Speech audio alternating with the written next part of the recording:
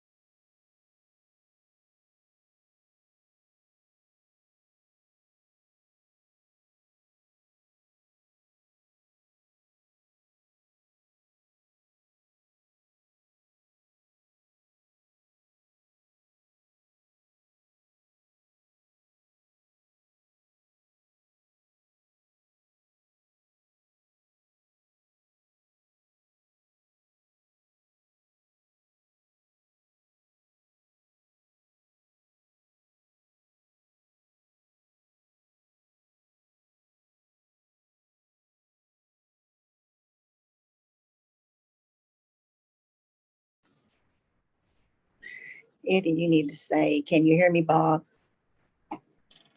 Wait just a minute. Yes, I can hear you, Helen. Okay.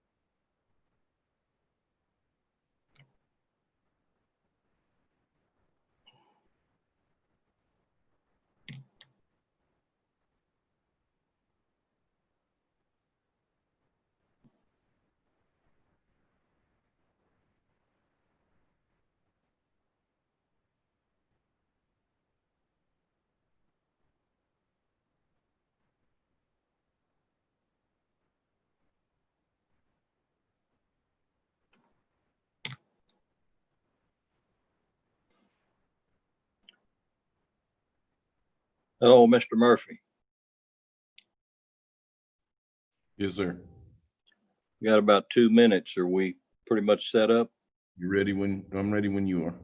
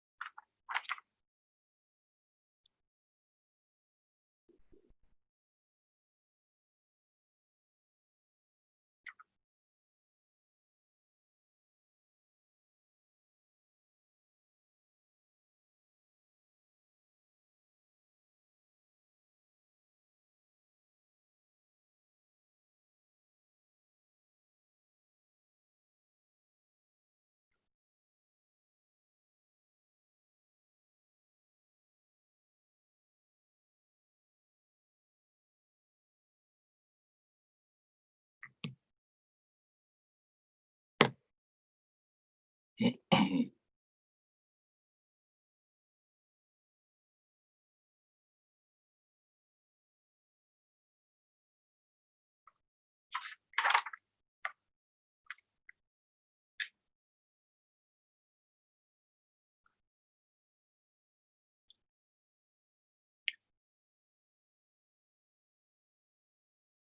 to the virtual special board meeting of the Bay City ISD Board of Trustees. This is Thursday, July 30, 2020 at 6:30 p.m. Pursuant to Governor Abbott's temporary suspension of open meetings laws issued on March 16, 2020, and consistent with new state and local mandates on public health and social distancing, this special meeting of the Bay City ISD Board of Trustees will be conducted via Zoom, which will be audible to the board and public at the link provided at the top of the agenda notice. A quorum of the Board of Trustees will not be physically present at one location, and for safety reasons, we will not be permitting in-person attendance by members of the public and staff. Public was given the opportunity to submit comments through email to our administrative assistant, Linda Estrada, at the administration building. And currently we have none to report. This meeting's now called to order. We'll take roll, voice roll. Klepak here. Cole. Here. Manning. Here. Nelson.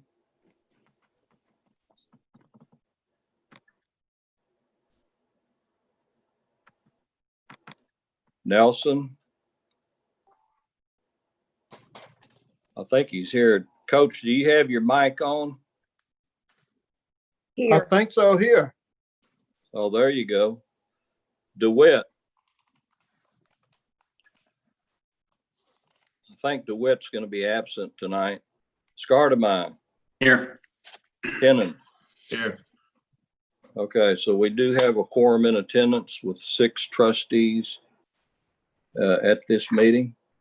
So we'll move to item 2, consider and take possible action regarding return to school plan, including implementation of health and safety rules.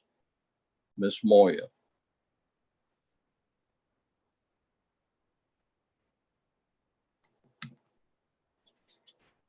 Lisa, you're still muted.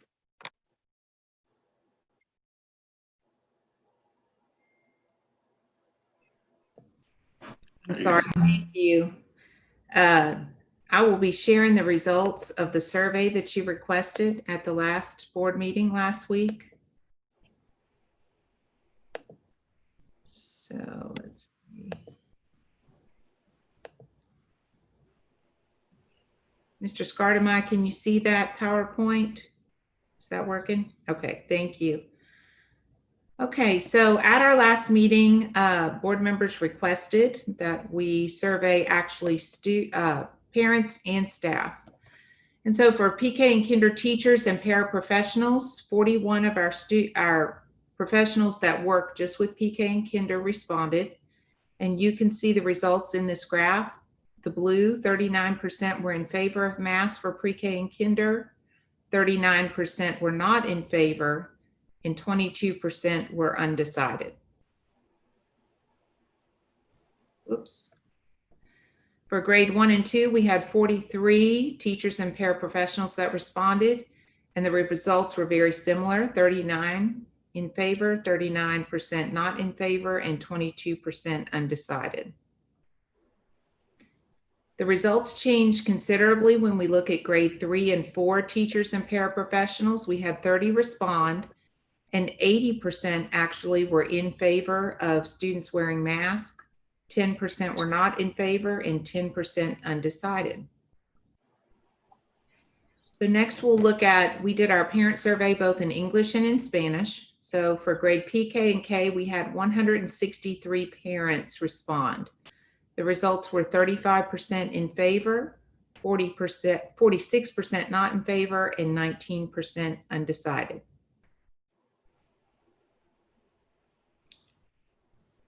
For grade 1 and 2, we had 193 parents respond, with 44% in favor, 37% not in favor, and 19% undecided.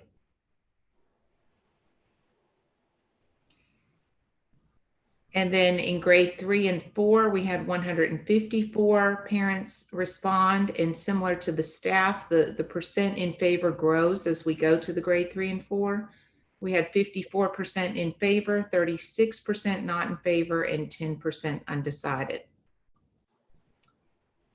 When we look at the results in Spanish, they are just a little bit different. For grade pre-K and K, we had 30 parents respond. 57% of those were in favor of masks, 13% not in favor, and 30% undecided.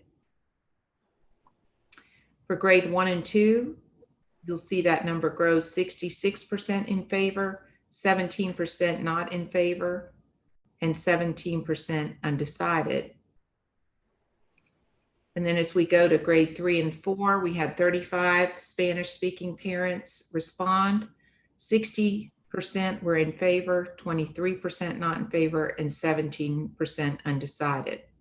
So taking those results and giving you a total for all of our parents, English and Spanish surveys combined, we had 193 pre-KK, and you can see the results: 39% in favor, 41% not in favor, 20% undecided.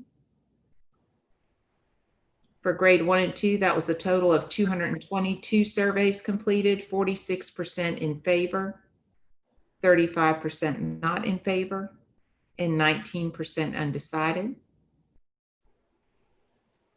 And then finally, parent surveys for the total in grade 3 and 4 was 189 responses, with 54% in favor, 34% not in favor, and 12% undecided.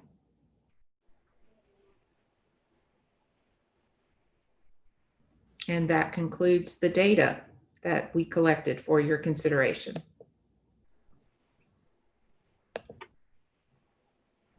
Thank you very much, Ms. Moy. Is there any discussion?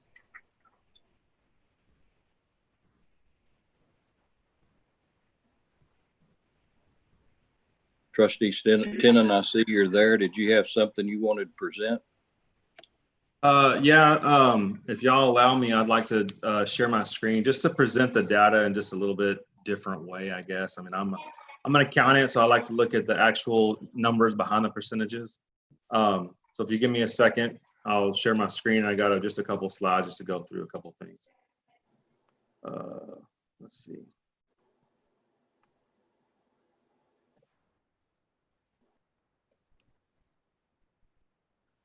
Can y'all see this yet? I do.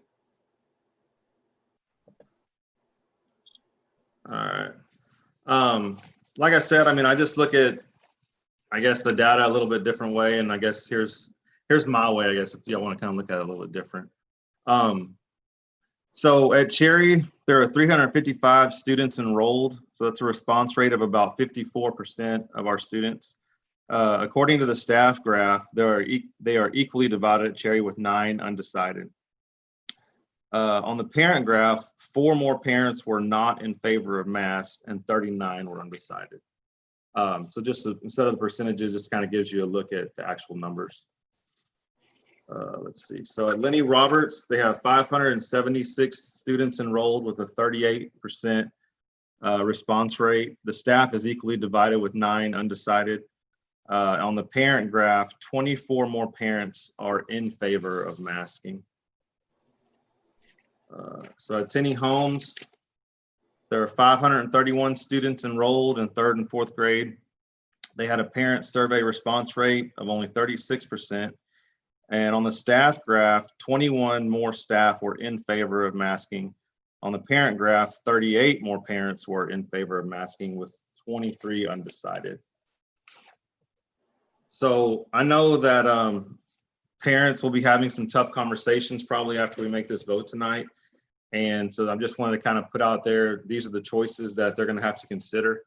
For the parents that are in favor of wearing a mask, I mean, I guess basically, you know, with if the vote is to wear masks for kids under 10, then they don't have to make any choice at all. I mean, basically face-to-face, virtual, homeschool, whatever they want to do, it will be available. For the parents that don't want to have their kids to wear a mask, if we require children under the age of 10, of course, the face-to-face will not be an option for them. And then, virtual, they can choose virtual, I guess, transfer their children out of the district if they wanted to, or homeschool. But then there's also parents that don't want their kids to wear a mask and both their parents are at work. And so basically, we're leaving these parents with a decision of they can't do face-to-face, they can't do virtual, they can't do homeschool. And so really, we're not leaving them with much of a decision here other than, maybe transferring their kid out of the district to all the districts around us that aren't requiring their children under 10 to wear a mask. And I just think that's a tough spot to put parents in as far as if, for a decision that we're making that is not mandated by the governor. So the staff survey revealed that some of our teachers are concerned about students not wearing masks. I acknowledge your concern and I want you to feel safe at school, of course. And so basically here's what we know from the studies that have been done on off the CDC website. So according to the CDC, adults make up approximately 95% of COVID-19 cases. According to the CDC, the majority of children with COVID-19 were infected by a family member. According to the CDC, children under the age of 10 appear to not transmit the virus very well and actually had the lowest transmission rates of any age group. A recent report out of Sweden demonstrates that school staff are not more likely than other occupations to contract COVID-19. And according to Mark Woolhouse, the chair of infectious disease and epidemiology, professor at the University of Edinburgh, said as of July 22nd, 2020, there has been no recorded cases of a teacher catching COVID-19 from a pupil anywhere in the world. Let's see. So if for some reason, if we did vote to not force the kids that are under the age of 10 to not wear a mask, I just wanted to throw out here just a potential solution for the teachers that, maybe the facts that I just stated, maybe they're still uneasy about the kids not wearing masks. It's just a solution that maybe we could pair teachers that are in favor of masks with students that were in favor of masks and, do the opposite for the ones that aren't in favor. Let's see. So in closing, really, I just want to say that when I took this office, I made an oath to preserve, protect, and defend the Constitution. And I take that oath very seriously. I cannot, with any good measure of faith, supersede the governor's order and infringe on individual liberties. And parents should have a right to choose for themselves. And that was my two cents on that. Let's see how I get back out of here now.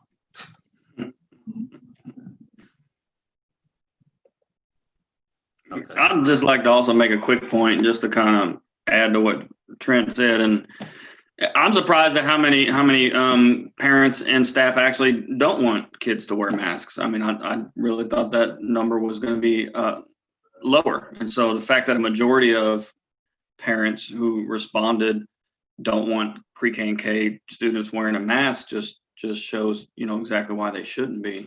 The other thing that kind of skews the data a little bit is the parents who don't want kids to wear a mask.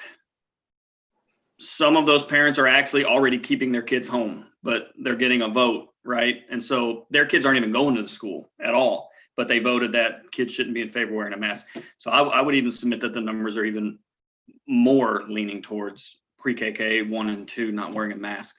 The 3 and 4, obviously you start getting into the older kids and you start to see that the numbers are rising as who's in favor of them wearing a mask. So.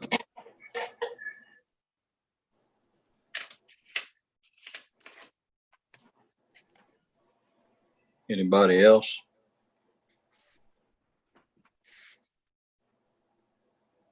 I'm just wondering, what are we trying to do here?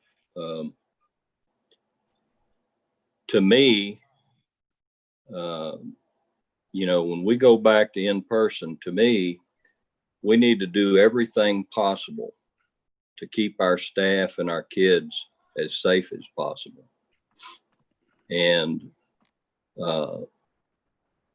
the mask or face coverings, face shield, whatever you want to call it, is just another tool that we have to do that. So I really don't understand what the discussion here is.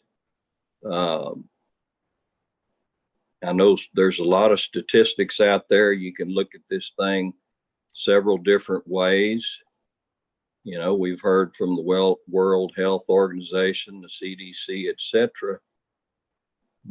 And we've seen a lot of statistics, but the one statistic that concerns me is the child or the teacher or staff member that gets contaminated with this coronavirus because we didn't put everything in place that we had available to us.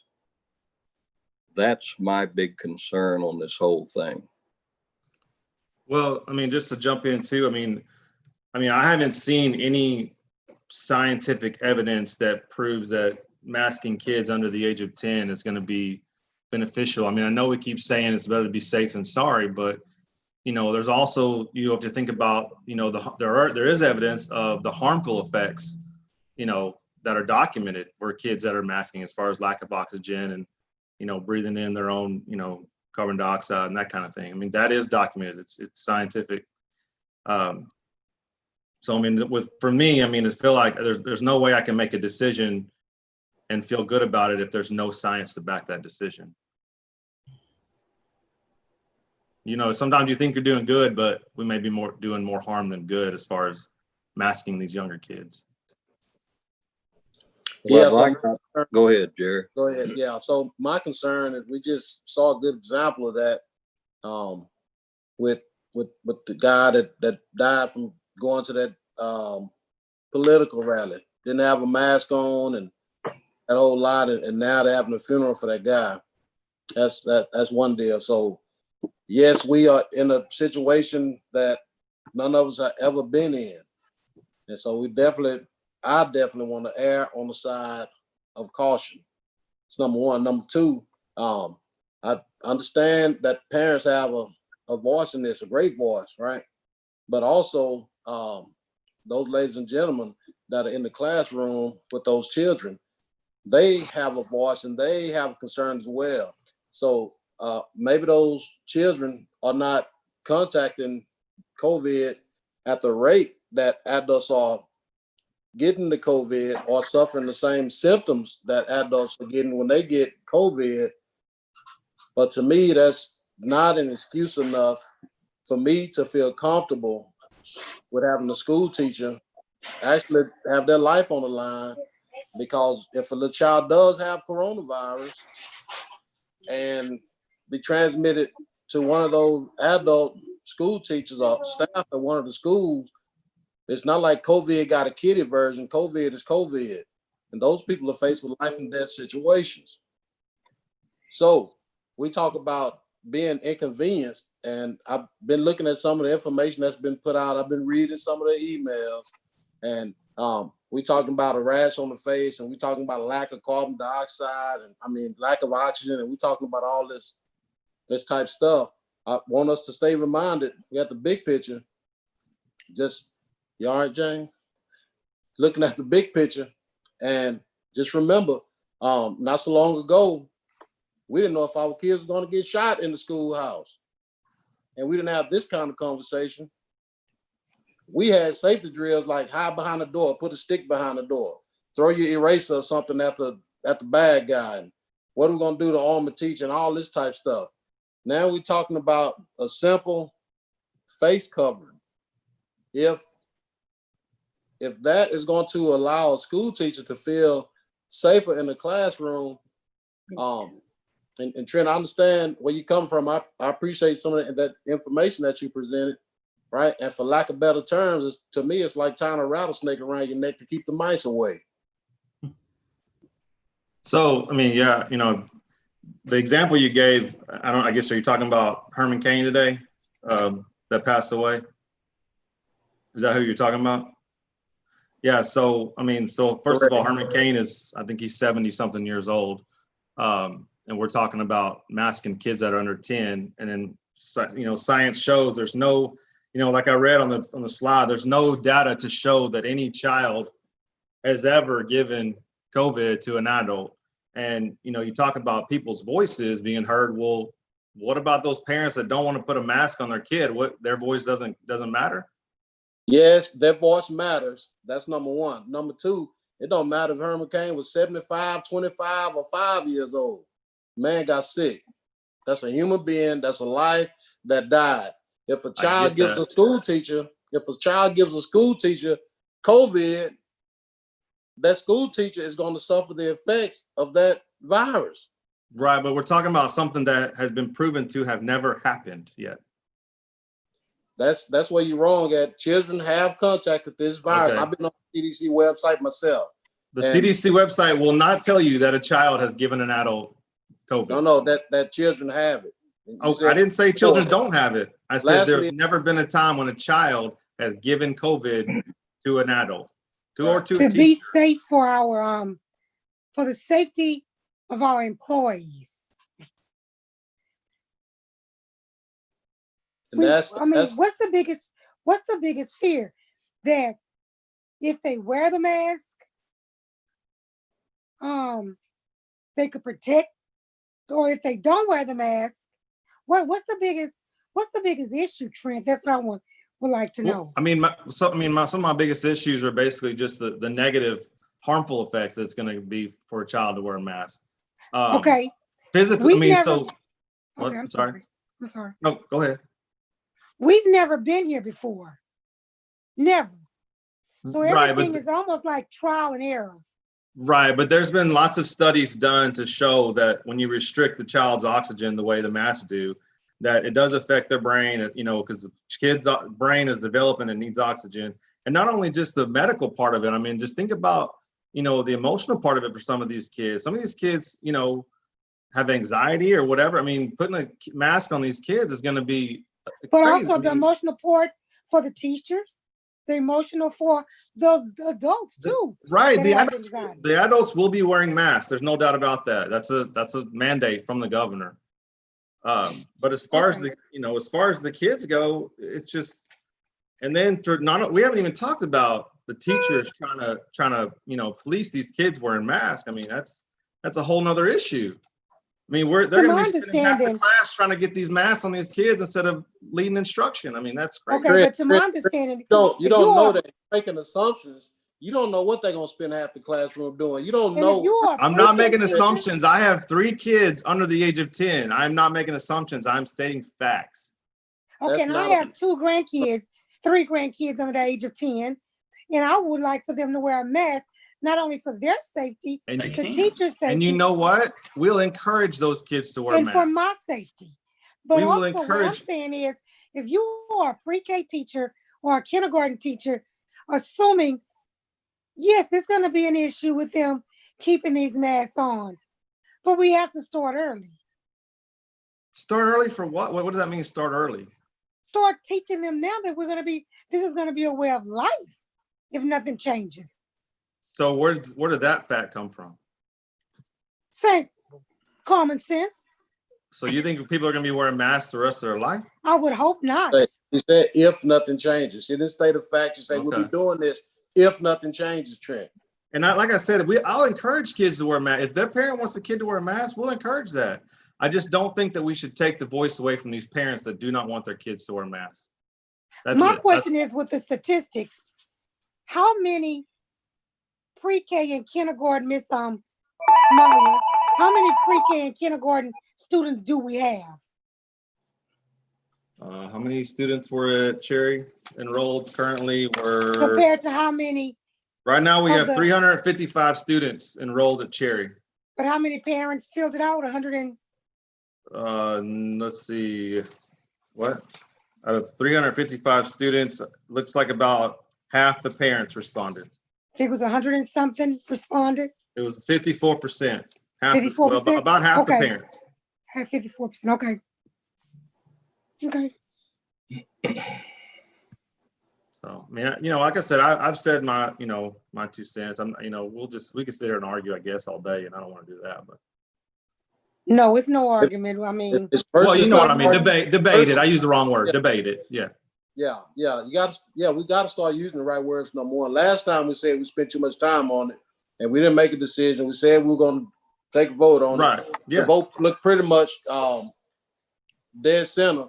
So we're going to have to do what people elected us to do, and that is make a decision, right?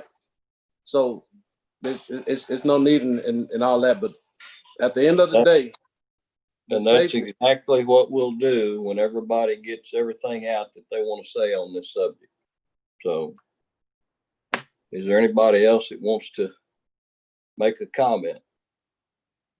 I'll just add, and I thought about the pre-K and the 1 and 2, and I think what makes most sense is, since we already have those kids isolated on their own campuses, is to just go ahead and say that they're not wearing masks. And I just want to apologize to the teachers ahead of time, because I can already see where the vote's going. I mean, we already know where this is going. And 3 years ago, we changed the dress code and we asked teachers, and they spent a good part of the morning making sure kids didn't have hoodies on or were wearing their shoes and tied and all whatever was in the dress code. And then last year we put student IDs, and I spent days up there as a watchdog, and I watched teachers having to refer students to the office just over and over. And the first thing they did every day was 2-3 minutes of the day was just spent making sure they have IDs. And now we're asking kindergartner teachers to make sure kids wear masks all day. And when they take them off and refuse to wear them, what's going to happen to those kids? They're going to get referred to the office, or the principal's going to have to get involved. And so the number's not half of the day, Jerry. It could be more, it could be less, but it is definitely more of their day right now is going to be spent on policing these masks, especially at those 4 grades, pre-KK 1 and 2, than what they're spending now. And that's the most important and formative years of these kids' lives. I mean, you've got to get them off on the right track at pre-K and K 1 and 2 if you want them to be on a good track. Otherwise, they're going to fall behind, and there's going to be all kinds of other issues. And so I'll leave my piece there. I think it makes sense for pre-KK 1 and 2 just to go ahead and follow the governor's mandate there. Grades 3 through 5, that campus is all together. Put the masks on. We're going to have other issues outside of this. There's going to be parents coming out of the woodworks, and their kids have anxiety and asthma and diabetes and just whatever the kids have, and they're going to have medical reasons not to wear a mask, and we're going to have to navigate those too. But those campuses, I mean, I'll leave it there. So this question might be for Dr. Scott. So if the kid, let's just say a kid, refuses to wear his mask, do we know what those consequences are going to be? I have no idea. I have absolutely no idea. I mean, if we're taking a vote to make sure kids wear masks, is that, I feel like that's something we should probably. Let me make some statements about some of the comments that were made, because this isn't about policing students and having them wear masks all day. That's not what this is about. Anybody listening to this, and those of you who are on here, it would not make sense for you to believe that a 4-year-old or a 5-year-old would spend their entire instructional day with a mask on. 1, that's not developmentally appropriate. 2, it's not going to be appropriate for instructional purposes. That's not it. You're going to have, as one of the teachers sent, and I spoke about this last time, when teachers are teaching phonics, you can't do that with a face covering on. You may have to wear one of the shields or something, but you can't do it with a mask on. So that's not what this is about. The other part of this is too, for me, I'm not trying to, I didn't make a recommendation for this to be a blanket statement to where every single kid in pre-K, they're gonna wear masks all day long. That's not what this was. This was to give the teachers who are in those classrooms an opportunity, like we all push for them to control most of the instructional environment that's going on. So if I'm a teacher and I'm a pre-K teacher, I have my mask on, I want my kids to have their mask on, well, that should be a teacher's right. If I'm a pre-K teacher, I have my mask on, but I'm not concerned about the kids wearing masks. That can be the teacher's right as well. So some flexibility within this policy, within this protocol that we're putting in place, just to give the teachers options so they're going to be comfortable. neither one of us on here, nobody on the school board, the superintendent is not going to spend 6, 7 hours in the classroom with these kids. The teachers are. So I just think it would be beneficial for us to give the teachers some leeway in this process. That's why I put forth the recommendation. No, first grader, kindergarten, first grader will not wear a mask all day. You can't even do that and accomplish the instructional goals that we actually have. It just wouldn't work. So you're saying that we're not requiring all kids to wear masks? What I'm saying is the policy was written where the expectation is going to be for all kids to wear masks. The teachers will have an opportunity when those kids are in their classroom. This isn't where if you don't wear a mask, we're going to call your parents the first time. The next time you're going to get suspended. That's not what this is about. And I don't even want to make it about that. What I just clearly explained was I think that the teachers should have some choice in controlling their instructional environment and their classrooms. So what happens when some teachers are hardcore about it and some teachers aren't, and then you got parents that are wanting to switch their kids to different classes because they don't want their kids to wear? I mean, I just feel like there's a lot of gray area when we open it up to teachers making that choice over the actual, mandate or requirement. There are absolutely a whole lot of gray areas in this, trustee Ten. We've never been here before. Well, then why don't we just give the parents a choice for the kids under 10? I mean, I don't understand that. So what happens to the teacher and in their classroom environment? You can give the parents a choice. But if a teacher says, well, I don't feel comfortable in this situation with these kids coming into the classroom without masks on, then what do you do? So the solution to try to pair up kids that are masked with teachers that, want it, is that not a viable solution if that's the route we wanted to take? I will tell you, for me, my recommendation, that's not the recommendation that I will put forward. If that's a viable solution that the board wants to vote on and put in place, that's your option. It's your school district. And so, but again, I have to make the best recommendation that I possibly can sitting in this position. Okay. Well, I mean, if that's a way to not require kids under 10 to wear masks, why would we not try to do that? Not a conversation with me. That's a conversation with your colleagues. Well, no, I'm asking why you wouldn't recommend that. Because if that's not the recommendation I made based on the data that I have. So okay. Once again, that's my job. My job is to advise you all as trustees, is to run your school district. And if in fact you see something differently as a board, it's within your right to make those recommendations.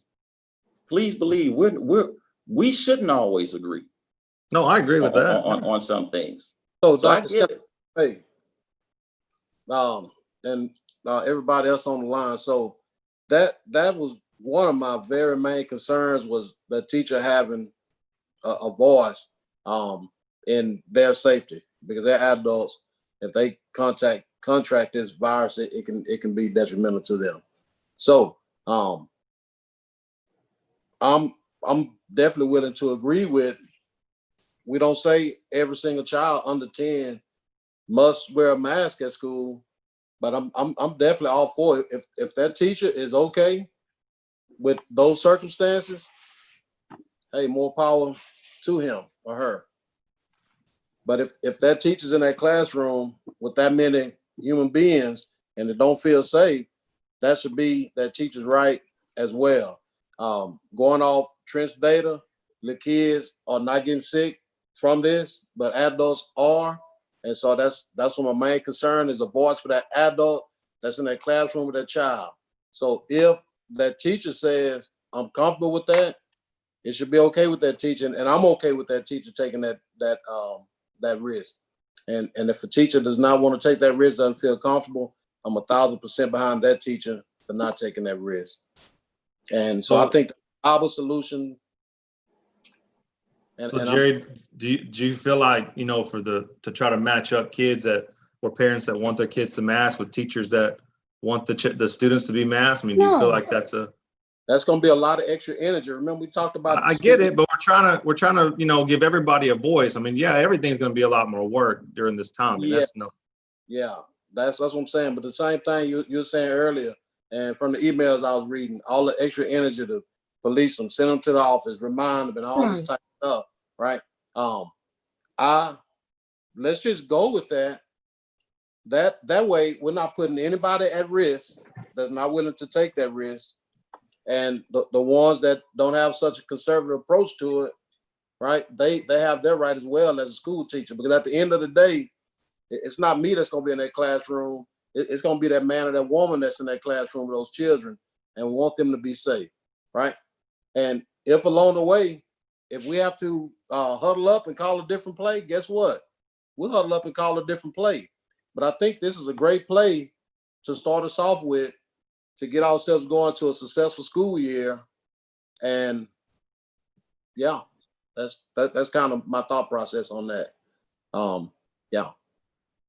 I do want to interject something that we just need to be realistic in that sometimes that may not work if you decide to match up teachers and students. And I'm going to give you an example. For example, if we have 2 bilingual kinder programs and both of those teachers do not want to wear masks, then you may not have a place for those bilingual students to go if their parents do want masks. There are going to be some exceptions to this rule, that it's not going to be clear cut matching up teachers with students in all situations.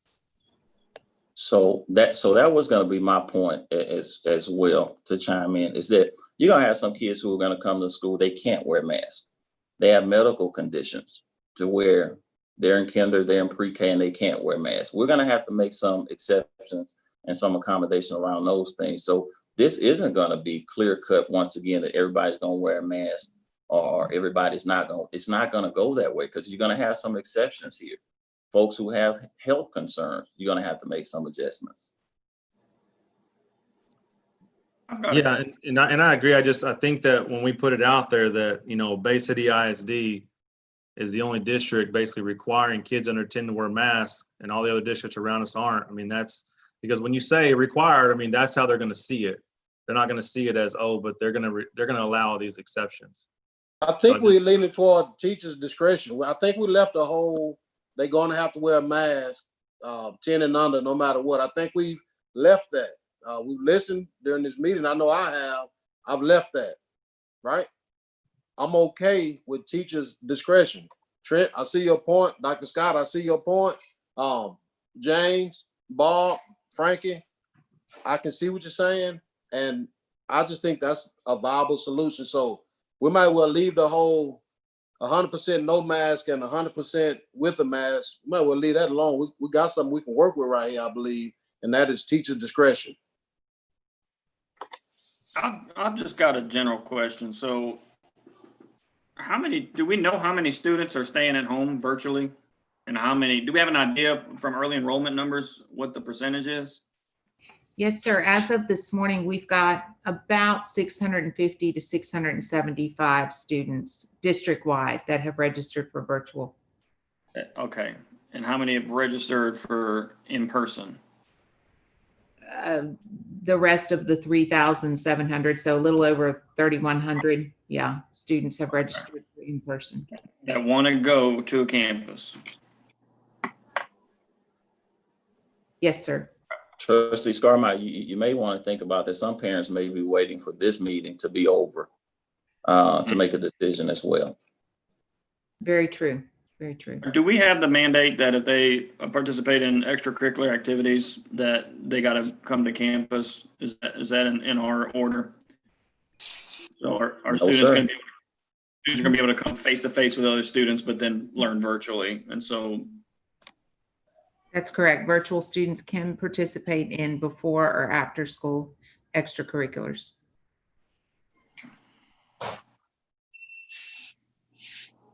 Anybody else? So now to Trustee Scarmire's comment there, I don't know which way you're leaning on that, but we left the language for this action item broad enough to where if that's something that you want the board to talk about, something for the board to consider, you can add that as well. It's a part of our back to school entry plan. The only reason I asked is it just doesn't make sense that parents would send their students into close contact situations, but then they don't feel safe enough to send them to a classroom. I mean, I don't know why. It is, that they're going to get the best education in a classroom, in my opinion. And I think anytime we can encourage that, if it was a matter of not wanting that student to be around another student for whatever safety reason, then, why would they be sending them to football practice where they're just touching and sweating on each other, and choir where they're sitting real close to each other and they can't wear masks in choir? And so those, it just I just didn't understand. That's why I asked. Yeah. So that's going to happen yet, right? But again, that we're just assuming that that's probably going to be the case because we don't know that that's happened yet, right? Yeah. So one thing about that, Trustee Scarmeyer, is that it may not necessarily be afraid of COVID. I mean, realistically, there may have been some social interactions in school to where parents they may be taking advantage of this opportunity for their kids to learn virtually versus going in person, but they still want them to participate in the extracurricular program. May not necessarily be COVID. No, that makes perfect sense. I see your point. And I wasn't for it one way or the other. I just wanted to have that brief conversation. So I appreciate that. I got a quick question too. Kind of on the same thing, but are we going to allow, I guess, the teachers that want masks, are they going to be allowed to just lead strictly virtual classes, or how are we going to do that? Say it one more time. What's the question? The teachers that want masks, will one of our solutions be, the teachers that want everybody masked up, one of our solutions to be to allow them to just teach virtually, or will they have to teach both no matter what? God, well, that's going to come down. That's going to come down to your board policy and how that's actually written. Because I mean, if you just want to put it cut and dry, then the teachers have to meet the responsibilities of their contract, whether that's in person or whether that's virtually. We won't, and we talked about this earlier with the principals and the executive team. We won't have a position or enough coursework for one teacher just to teach all of the virtual classes. If I'm responding to your question the right way, right? Because it was a question that I posed earlier, and right now we don't foresee a teacher just being able to not be on campus or not interact with kids and just teach only virtually. Yeah, it's almost an impossibility. Trent, I think understanding your question, if I'm a third grade teacher and I'm gonna require my students, if I'm a first grade teacher, I'm gonna require my students to have a mask in my classroom, and I have a child that's assigned to my classroom, and that child's parent don't want that child to be wearing a mask, what's gonna be my option as a teacher? I think that was your question, right? Right. Yeah. No, I'm trying to, I understand the concerns of some of these teachers. I'm trying to figure out if that would be an option for us to allow that teacher to teach the virtual side of school instead of in person. Yeah. I think our challenge is, Mr. Tenen, right now, looking at our numbers, those 700 students are spread across all of the grade levels. Right. So unless we have a great increase in the number of students that want to participate in virtual, we won't have enough in one grade level or in one section for that teacher to have just totally virtual students. And our challenge in secondary is that those teachers, a teacher to do virtual all day would have to have multiple certifications. We wouldn't have 8 sections of biology. A biology teacher could not just teach virtual all day long. Yeah, I mean, of course, we're just talking about the elementary school teachers. I mean, because all the other students are required to wear a mask. So. Right. And speaking to your position of right to choose, Trent, to me, it makes good sense as far as if we say they have to wear a mask under 10, they don't have a right to choose. If we say, you know what, under 10, you ain't got to wear one, I don't think that's a right of choice for that school teacher. That's why I really lean towards that school teacher having that right in their classroom. Yeah, and just another question. I mean, I'm sure we don't have the answer for this yet, but what happens when we come and have a situation where, they have a couple kids in their class that have medical excuses and they don't wear masks and the teacher feels uncomfortable? I mean, I don't know if we even know. Yeah. What So yeah, Dr. Scott kind of addressed that already in that those special situations, we'll have to deal with those as they come. Right. I'm Right. talking about what choices will the teachers have, I guess is my question, just to kind of put it out there. Once again, we're probably gonna have to cross that bridge when we come Right. to it, but I don't think you have. If you're talking about 1 or 2 teachers, there may be something unique that we could possibly do. But if you have more than that, then you're gonna run into a personnel issue to where you can't just start creating these, what I would call one-off instructional opportunities for everyone. Then we won't have anybody to teach the kids face to face. Yeah, no, I'm just trying to think about, everything that could possibly happen and try to think about solutions. I mean, I know some of them may not make sense in reality. I'm just kind of talking through it, I guess, as we're talking.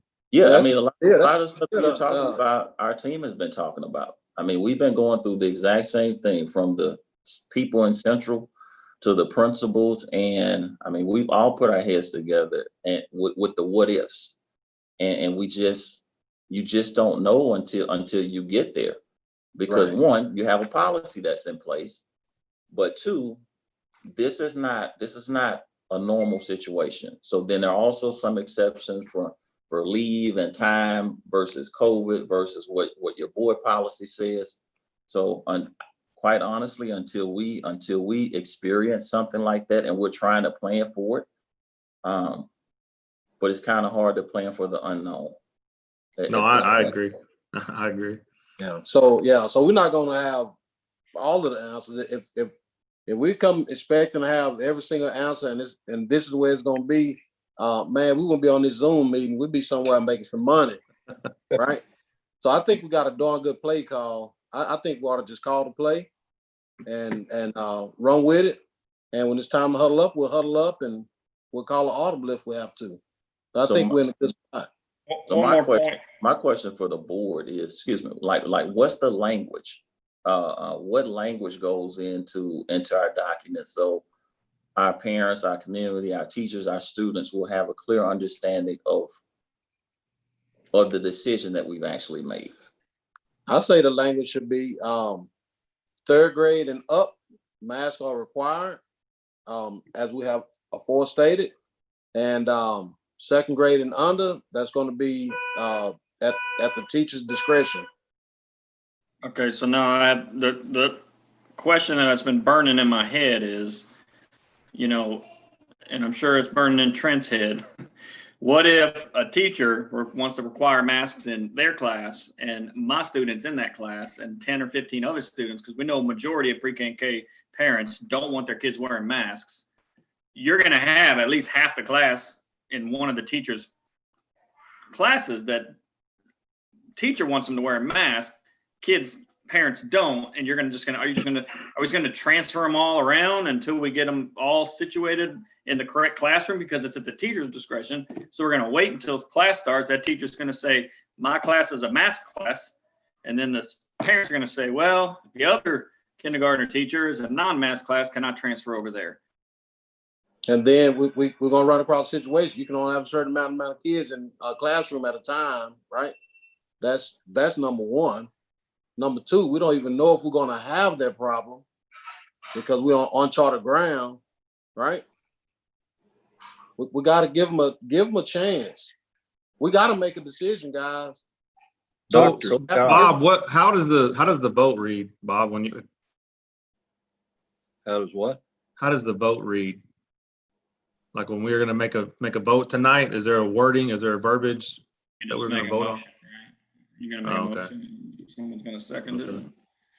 So what you'll actually do at this point is just take action on the recommendations that were made for the plan. Which is why I'm asking you all, what are you saying we should write in the plan regarding mask? Because that was the only issue that the board had a concern with, was the mask part. So I would just say, that we're going to follow the governor's orders, and any child under 10 is not required to wear a mask. And that, if I was going to make a motion, that's what I would say. And if I was going to make a motion, I would say a child 2nd grade and below is teacher discretion. 3rd grade and above is required. Okay, so President Klepak, do you mind if I kind of jump in here? Well, go right ahead. All right, so this is probably a unique situation. Well, it's a unique situation for this board, to where you can present as many motions as you want to, and you either vote them up or you vote them down. So that it doesn't necessarily have to be one motion. Trent, you can make the one that you just said. Jerry, you can make the one that you just said. If James comes back with a different one, he can make the one that he says, and the board just has to take action on it. The board just has to vote on it until the administration is given some direction of what's going to be in the plan. And whatever the board decides, that's what we put into the plan, and that's what we implement. So you can have multiple motions. Dr. Scott hit on a word earlier called flexibility. And I feel sure that, if things aren't working quite like they were expected to, that, there could be some changes or recommendations made. I mean, the administration would surely let all of us know if things are not working the way they were intended with the mask situation. Is that not correct, Dr. Scott? That's correct. Okay, so I'll go ahead and make a motion to not require any child under the age of 10 to wear a mask based on the governor's mandate, and leave it to the parents' discretion on making that decision. Okay, a motion been made. You heard the motion made by Trustee Tennant. Is there a second to his motion?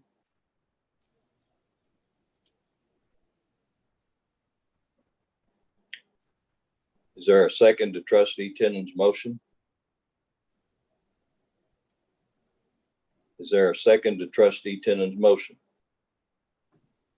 Not hearing a second to Trustee Tennant's motion, his motion has failed. Is there another motion? Yeah, I move that we require, as governor mandates, children 3rd grade and above, masks are required. Children 2nd grade and below, at teacher's discretion, whether or not they wear a mask. My screen froze. I missed everything. I'm sorry. Okay, Trustee Scardamine? Yes, I've been rebooting for the last minute. I missed everything in the last minute. I can repeat that. Is Okay. it possible for me to repeat my motion if he's been out for that long? Well, since he's had technical difficulties, I would say yes. Okay. So I'll make a motion that we not require masks for children under the age of 10 and follow the governor's mandate, and leave it to the parents' discretion to make that decision for their child under the age of 10. I second Okay. that motion. Okay, so Trustee Tennant's made the motion, is seconded by Trustee Scardamine. So we'll take a vote on that. Klepak, no. Cole, No. Manning, No. Nelson,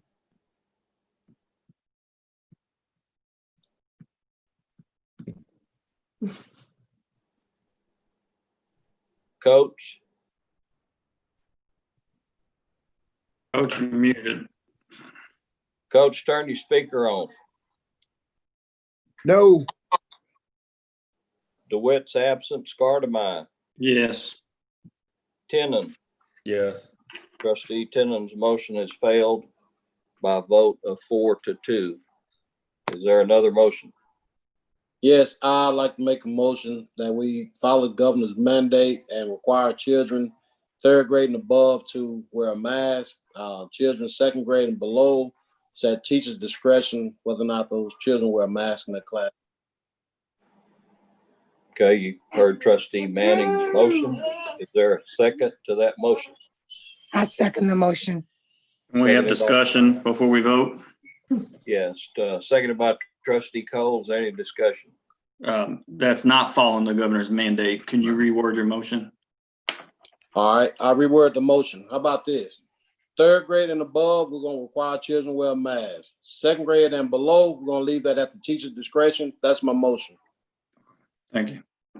Okay, with that correction and a second to Trustee Manning's Motion by trustee Cole. Is there any other discussion?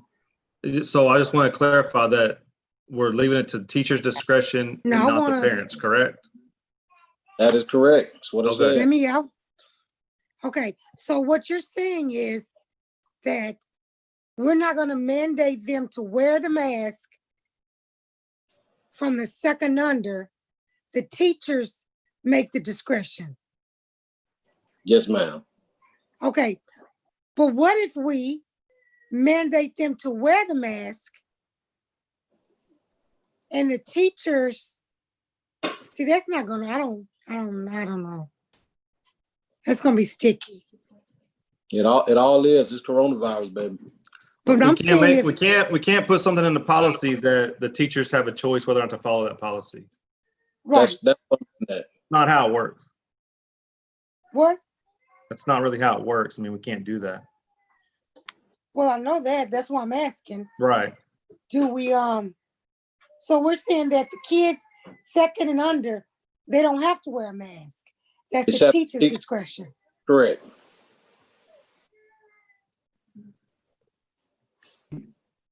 Does Dr. Scott, does that follow along with your philosophy on this whole No, thing? No. Well, I probably need I was going to ask a question about this. So if the parents want to send the kids to school with a mask on, you can't. We're not gonna stop that. Right. So that's gonna be up to the parent, right? If the teacher in the classroom, from my perspective, if the teacher in the classroom wears her mask or his mask, and they don't have a concern with, let's say 5 or 6 kids come into their classroom without a mask on, that's the teacher's discretion. That's okay. The teacher can make that decision. She can have 10 of them with the mask on, 5 of them without, because she's just fine with however they come. If none of them come, she's fine. If another teacher says, well, no, I want the mask for my safety and for my kids' safety, when the kids come into the classroom, I would feel more comfortable with them wearing that mask, then that's where the teacher's discretion comes in. And again, we're talking about the lower grades. It's an impossibility. I will continue to say this, and I've gotten this from teachers and feedback from them. Those little kids cannot wear masks all day. I get it may not necessarily be comfortable for anyone to wear a mask all day. I get that one. But instructionally, there are some strategies that the teachers are going to have to use to where they're going, phonics, again, I'll go back to phonics, to where they're going to actually watch the kids say words. The teacher's going to have to wear a mask, him or herself, not a mask, but a face shield, as they're pronouncing words as well. So it's not going to be this 100% of the time instructionally to where kids have the mask on. That's where the discretion comes in around the safety piece, but instructionally, you're not going to be able to stay there. There's no way that a kindergarten teacher can teach a kid how to read if he has a mask on and the kid has a mask on all day. It's impossible. Well, I've never seen it. Well, I mean, with that said, I mean, then why are we saying it's a requirement if we know that it's a requirement that is impossible to follow? I don't understand that. I don't understand your question, because that's what So, the discretion. Yeah, but whenever the presentation was made about the Black Hat blueprint, and it said that all kids will be required to wear masks, when we know for a fact that's impossible. So that's why we're coming back to have this conversation. Right. I'm not saying anything new tonight that I didn't say before. Right. Well, I'm saying something new tonight, and that's the motion I have, Trent. I listened to you, read the emails, the whole lot. I'm taking all that into consideration. I've actually had a change of mind on this deal. Like going into this with an open mind. And so instead of requiring all those children, second grade and below, to be wearing a face mask, teachers' discretion, because I'm worried about the school teacher. I'm worried about the school teacher that doesn't feel safe yet. I'm worried about the school teacher that if they contract this virus, I don't know what's going to happen to them. We're in an unknown state, and if they want to protect themselves, I was put on the school board for the safety of everybody that walked through those school doors, even if they inconvenience. We were inconvenienced when we had people shooting schools and carrying out, and we had the craze training, and we had Officer Cunningham to come in that they got and make a school look like a war zone, right? We were inconvenienced, but we have to err on the side of safety. So here we are dealing with this virus we don't know about. Yes, we're going to be inconvenienced, but yes, we have to err on the side of safety, and we got to protect these school teachers the best we can. I understand some school teachers, they don't worry about a mask, and I can respect that because that's them in that classroom. It's some school teachers, they have a fear of this virus, and I want to make sure that they have their voice as well. I understand how important it is for the parents. Trust me. But the parents aren't sitting in the classroom all day with these babies. It's these school teachers.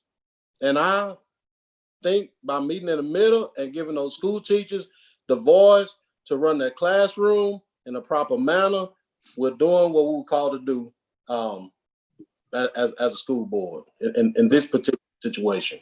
And Yeah, and I'm worried about the teachers too. I don't want anybody to get sick, of course. I mean, I would never want anybody to get sick. But, you know, like I said before, the teachers will have masks on. And by even with your, you know, motion, I mean, we're still going against the governor's mandate. And we're also taking the voice away from those parents that have those, you know, 9-year-old kids that are on that in the 3rd grade or whatever. I just think it's still going against, you know, that's not true, Trent. You got to quit saying that. You ain't going against the governor's mandate. I already explained that to us. No, it's not. Jerry, the governor's mandate says any child under 10 is not required to wear a mask. Not required. There you go. And so right. You put a grade on it, not an age. Why? Do you remember why we put a grade on it? I mean, I remember why we put I remember what was said, but I know that every other district around us is saying no child under 10. You know, are we followers? Are we followers? We're following the governor, which all the other schools are. So I don't know why we are. So the government says different parts of Highway 35 speed limit is 70. Oh. If I don't feel safe going 70, I want to drive 67 miles an hour. Does that mean I'm overstepping the government?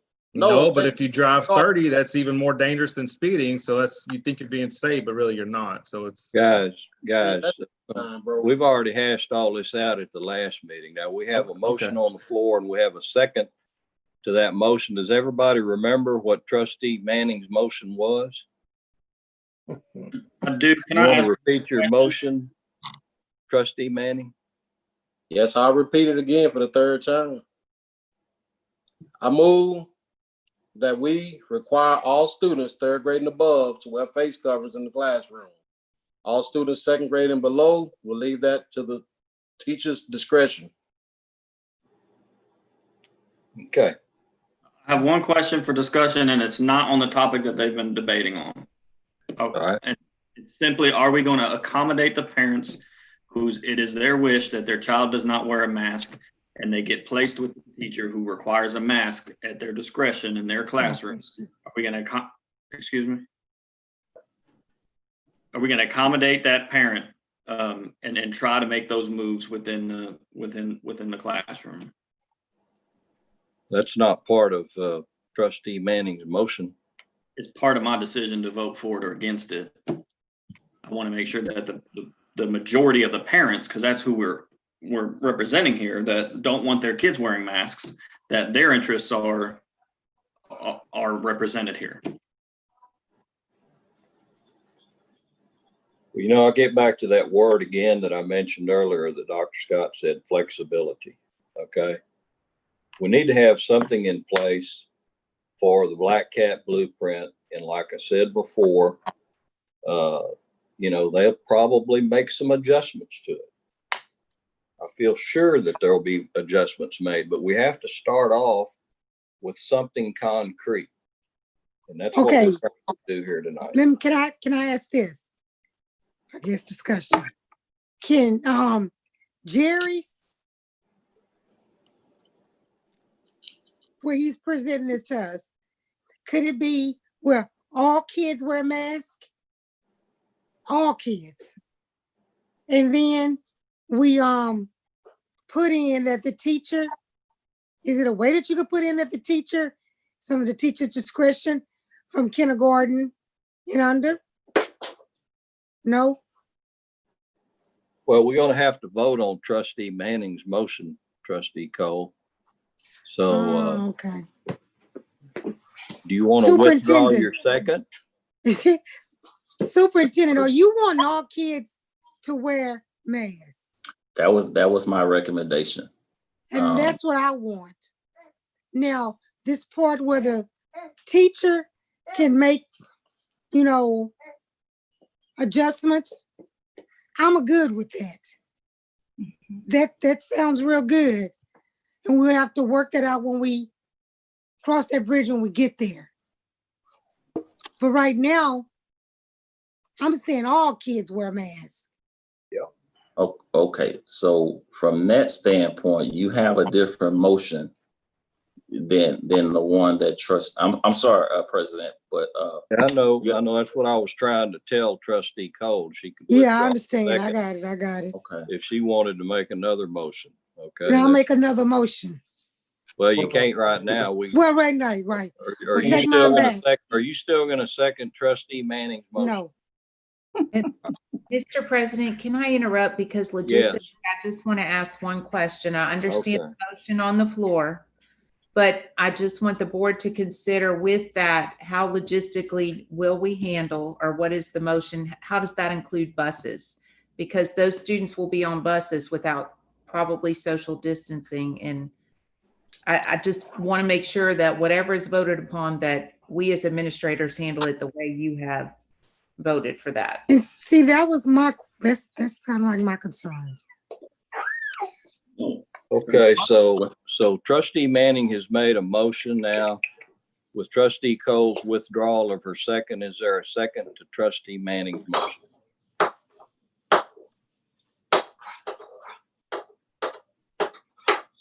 Is there a second to trustee Manning's motion? Is there a second to trustee Manning's motion? Okay, without a second to trustee Manning's motion, his motion has died. So is there another motion? Yes, I have a motion Okay, what is your motion? that all kids, everyone wear a mask, but at second and under, it's under the teacher's decision if they want them to wear them in their classroom. Is that 2 or 1? Motions. I think that's Well, what that's not much different than trustee Manning's motion. Are you basically saying to require all children to wear a mask? All children, yes. Is that your motion then? Because Jerry's was just all children, but I don't know, I'm confused now. Well, basically said the same thing. You just flip-flopping. Okay, Jerry, You're go back allowing- again. You're Okay, giving kill the mine control to then. the teacher. You're allowing the teachers to either say, I know you're required, but in my class, you don't have to because I have discretion.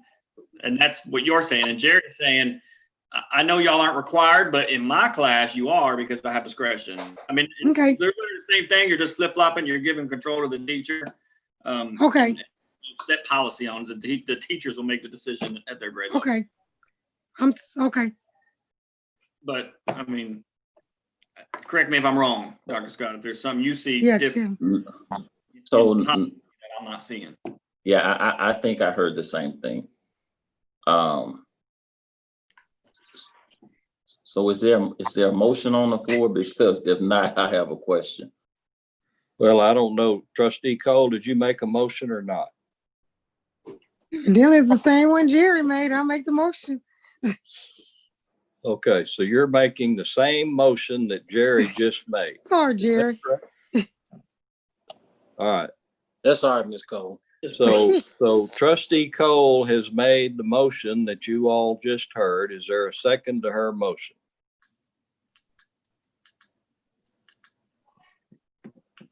Let's see again. Is there a second to trustee Cole's motion?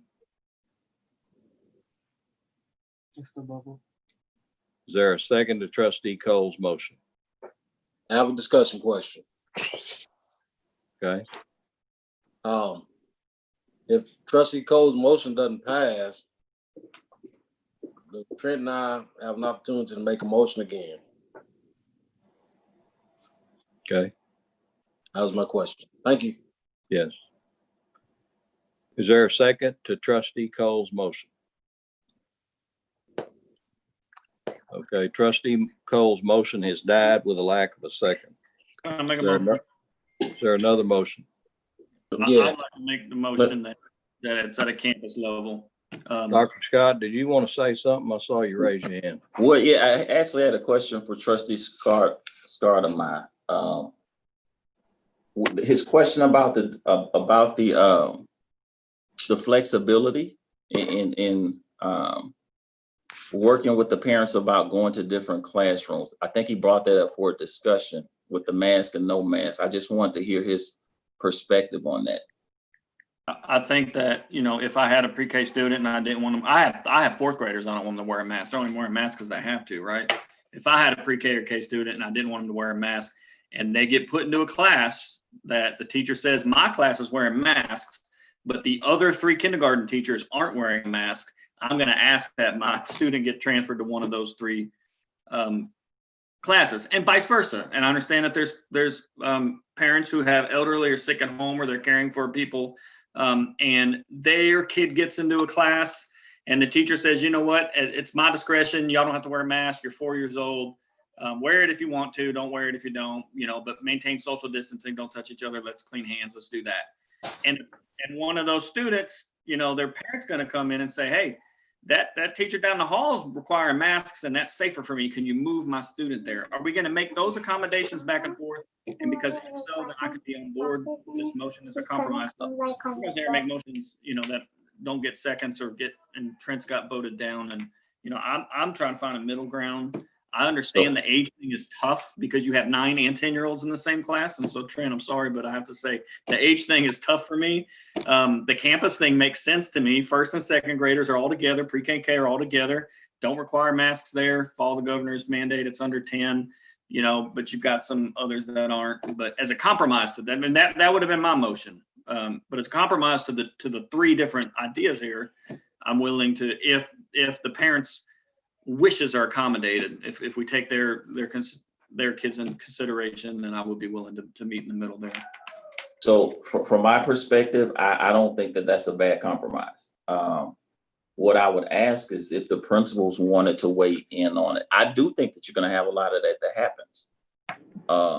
If we don't just have a blanket yes or a blanket no, to the point to where even if you create the discretion from the teacher and then parents get wind of just the scenarios that you talked about, I would believe that we should be accommodating as a school district to say, okay, here's where you believe that your kid is going to be best served by the school district because here are the expectations in that class. I don't have a problem with that, but if the principals wanted to chime in, pre-K through 2nd grade, I'm for it. I don't have a problem with it. I think we should be flexible. You're turning the cameras on, so I know we're gonna hear from them. Yeah, it brought the heat. I'd love to hear what they have to say. They're the ones administering this whole thing, campus-wide. That's right. Who's got pre-K and K?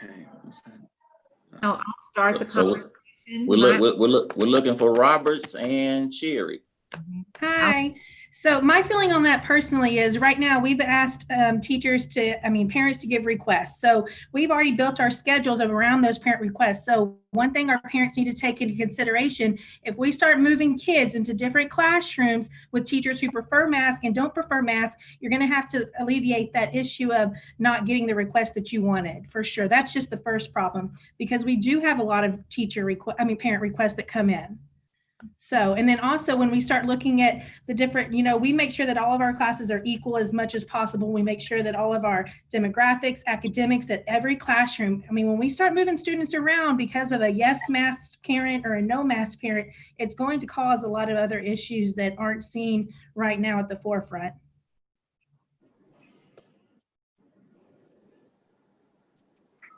Thank you, Principal Wendell. You're absolutely correct. And these are some of the things I thought about as well. Trustee Tennant, if you look at the bottom of your recommendation, it was really something that I thought about as well. You know, the teacher who wanted the mask and for the parents to do that. I do believe that we'll have some unintended consequences. As a matter of fact, I think we'll have some unintended consequences with this whole process. Academically, we're going to have some. Socially, we're going to have some. But I mean, that's one option that we could possibly have. But I mean, as the principal said, they've already created those classrooms based on the data that they had. So now you have to go back to a parent to say, well, okay, this teacher is not going to implement the mask policy as you wish. So at this point, do you want to go to teacher B's classroom because they will implement the mask policy to your liking? I don't have a problem with that. But again, as the principal said, it's probably going to be a nightmare for them scheduling classes. And I've said to them earlier today that this whole process of the unknown is probably going to be a nightmare for us. But it really and truly just depends on how many kids we're talking about.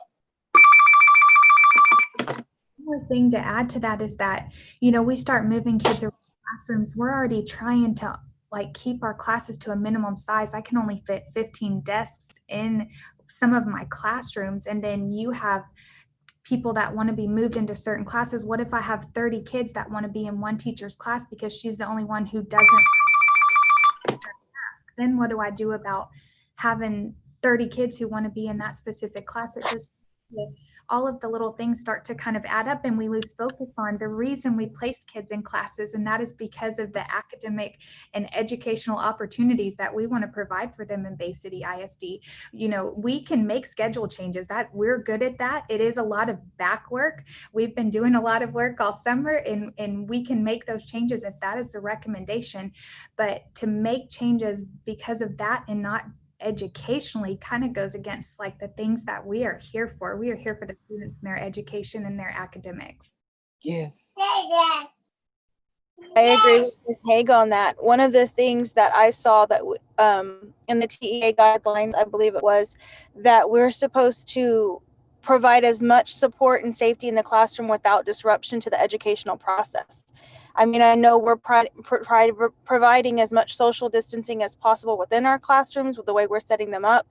We're providing the shields in some of our classrooms as well. And we're putting those structures in place. But when you start disrupting all the arrangements of the rosters, it gets real sticky. And the point she made about some teachers, I mean, our staff was split half and half with who would want the mask and who wouldn't. But how do you socially distanced, like she said, if you have 30 kids that want something and you don't have the staff to support it?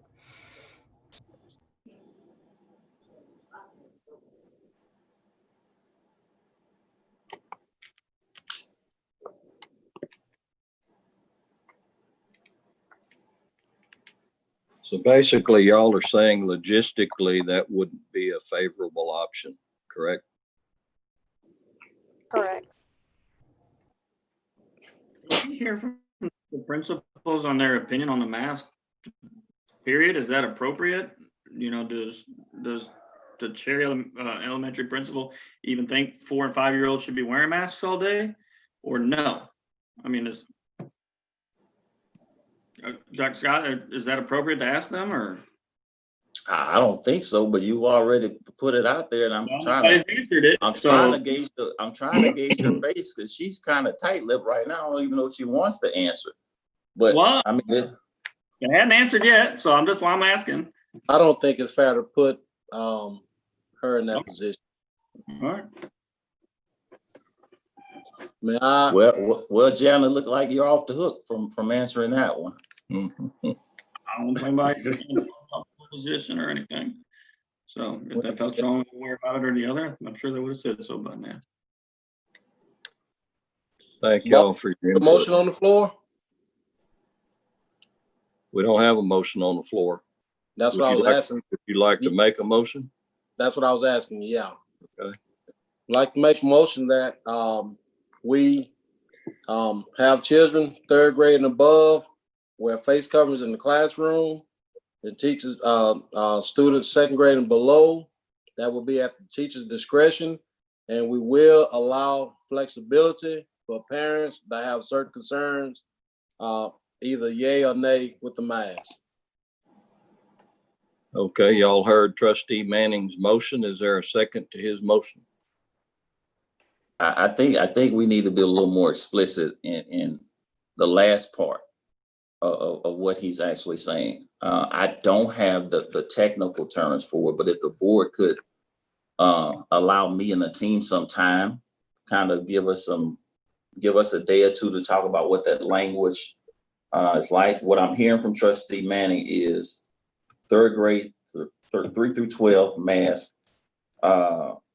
pre-K through 2nd mask, the teacher's discretion at that point. However, the school district will accommodate parents' requests to go to their particular, and for lack of a better term at this point, their mask preference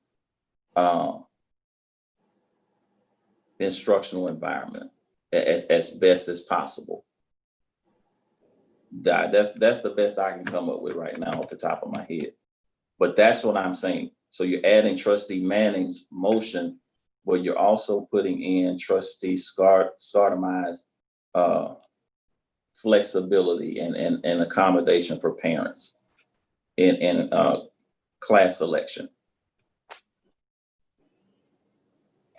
So I guess the principals, I mean, when they chimed in just now, basically said that that's not a good solution. I mean, as far as trying to get kids, and I mean, that's just what we heard from the principals. I just want to throw that out there. Yeah, I agree, but I was just trying to clarify his. Right, no, I know.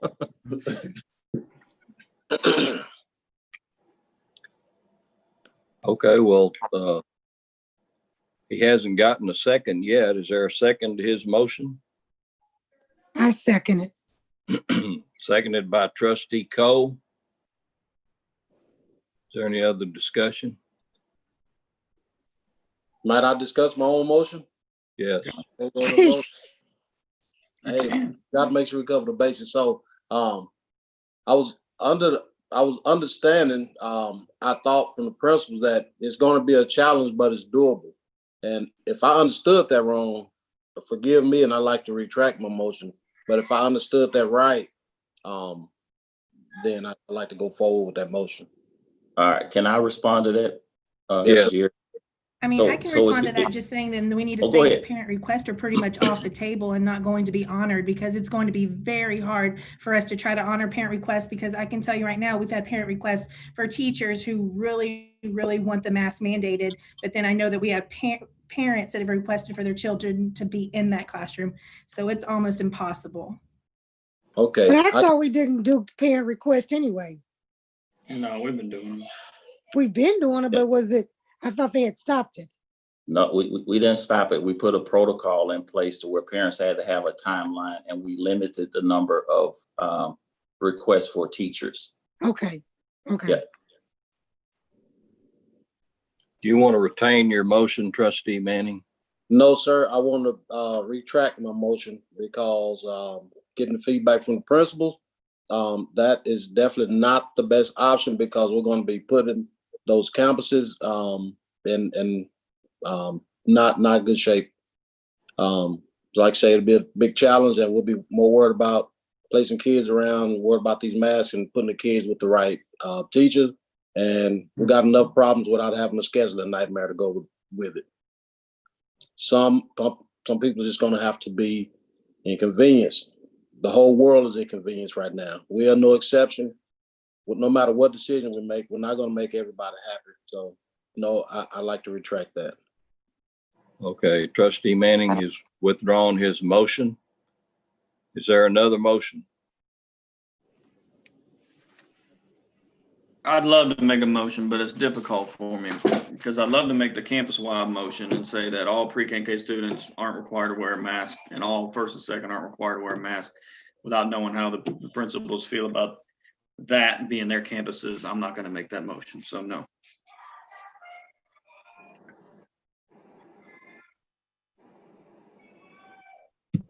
I mean, I guess I can try to make a motion again and reword it to say that I make a motion to follow the governor's orders, and we also make accommodations for, teachers and students as needed. I don't know how else to word it. That's your motion. Sure. Motion been made by trustee Tenen. Is there a second to his motion? A pretty broad motion. I'll go ahead and second it. I mean, there's going to be a lot of conversation in that one. Okay, well, seconded by trustee Scardamine. Is there any other discussion? Yes, sir. Dr. Scott? Mr. President, that's way too broad for me and and the principals to interpret. Yeah, that would. And basically, I just want to make sure that we, make accommodations for teachers that are concerned or parents that are concerned the best we can. Like we said, it's going to be hard. But as a school district, we just have to do our best to make accommodations for those parents or teachers. And if we're following the governor's orders, I don't think anybody's going to discredit us for doing that. I mean, that's what every district around us is doing. If we're worried about teachers being upset, I mean, there may be some teachers that are upset. I'm not sure, but there's teachers in other districts. I don't think that anybody's leaving or anything like that on those other districts that are not requiring kids to wear masks under 10. So, yeah, To Trent's point, the precedent's already been set. Every district in our county has already just said, students 10 and up, follow the governor's order, wear a mask. Students under 10 have an exemption. So that's. The push around this is that's not all school districts in the state of Texas, though. I get that's the school districts in Matagorda County, but you do have, for the record, you do have school districts who are requiring masks from pre-K to 12. Yeah, I'm just talking about, our local population, our demographics here. So. Yeah, that's why I worry about our demographics here. Looking at that CDC website, and I'm telling you, minorities, Hispanic, and Black people, for some reason, are a lot more susceptible to this disease. And looking at the demographic and the population of our district, I worry about that. Okay, we have a motion and a second on the floor. Without any more discussion, we'll take a vote on trustee Tenen's motion. Clepak, no. Cole? No. Manning? No. Nelson? Turn your mic on, coach. Nelson? No. DeWitt not here. Scardamine? Yes. What'd you say? Yes. Tenen? Yes. Okay, trustee Tenen's motion has failed by a vote of 4-2. Is there another motion? Yes, I'd like to make a motion that we have children that's third grade and up wear face coverings in the classroom, second grade and below at teachers' discretion. That's my motion. Okay, that motion. Beg your pardon? Is that the one you retracted before? No, the one I retracted was to allow flexibility for the parents to switch classes. So I took that out after listening to the principals. I saw that was not viable. So that's my motion. Third and up mask, second and below teacher's discretion. Okay, a motion been made by trustee Manning. Is there a second to his motion? Can we discuss just for a second? Yes. So just to clarify, the motion is taking all privileges or rights away from the parents as far as what discretion from the parents as far as what they decide, correct? We're leaving it up to the teachers, not the parents. Yes, and because the teachers are the ones that's in the classroom, the teachers are the ones that's going to be exposed to that many human beings, and the parents are not going to be in the room surrounded by that many human beings. And I think that those teachers should be able to have a say in their personal safety. Okay, I just wanted to clarify that we're taking the choice away from the parents on that motion. I said what I said. Okay, no, I just want to clarify. Yeah, you can clarify what you want. I said what I said. That's what I meant. Okay, motion been made by trustee Manning. Is there a second to his motion?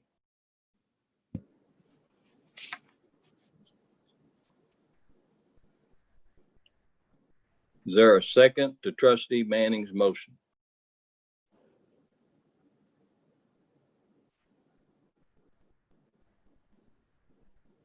I'll second trustee Manning's motion.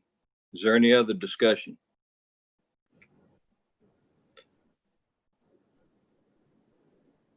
Let's take a vote. Klepak, yes. Cole, Yes. Manning, Yes. Nelson, No. DeWitt not here. Scardamai, No. Tenon. No. Okay, it was 3-3, so the motion failed. Is there another motion? Coach, what you got to say about this? I'd say we all wear masks. And that will help the teachers out, because what we're talking about is a nightmare for a teacher and a counselor. Moving kids around, that's a nightmare. And with this stuff that we have, that's almost impossible. Coach, we took that out of that last motion. What, did everybody wear masks? No, that we'll be moving people around and causing a nightmare for teachers and principals and scheduling. We took it out of that motion the second go around. Okay, well, as being in the classroom, you got to be able to manage your classroom. You want to put the parent in there. Ain't but one person in there managing it. That's the teacher that's managing the classroom. That was the motion, Coach. No, that didn't sound like that. The motion didn't sound nothing like what I just said, because I said have taken absolutely control of your classroom. I know, that's what I said, Coach. The teacher has to be, it's called classroom management. He has to be able to manage his class. So what I'm saying to the board, we pay these people all this money, let them manage their classes. We got a superintendent, let them manage. We trying to take it away from them. When we take what power they do have, all right, we got chaos. Because as a teacher in my classroom, can't a parent run my classroom? Yes, sir. That was the motion that was on the floor, was teacher's discretion. That's what we said. I ain't heard that. I don't know how you missed it. We can put it back. And I said all wear a mask. We didn't hear. I ain't heard that one. Oh yeah, you didn't hear that one. You said discretion. Teacher run the classroom. Yeah, that's exactly what I want all. That's exactly wrong. The first thing you got to have in your classroom is order. Put a motion on the floor, Coach. Well, I make a motion that everybody wear a mask, so we won't have no problem. Okay, a motion been made by trustee Nelson that masks are required for everybody. That's PK through 12. Is that your motion, trustee Nelson? That's the motion. Is there a second to trustee Nelson's motion?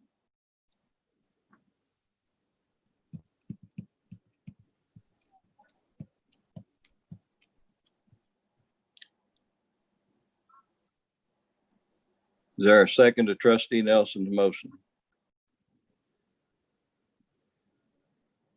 Is there a second to trustee Nelson's motion?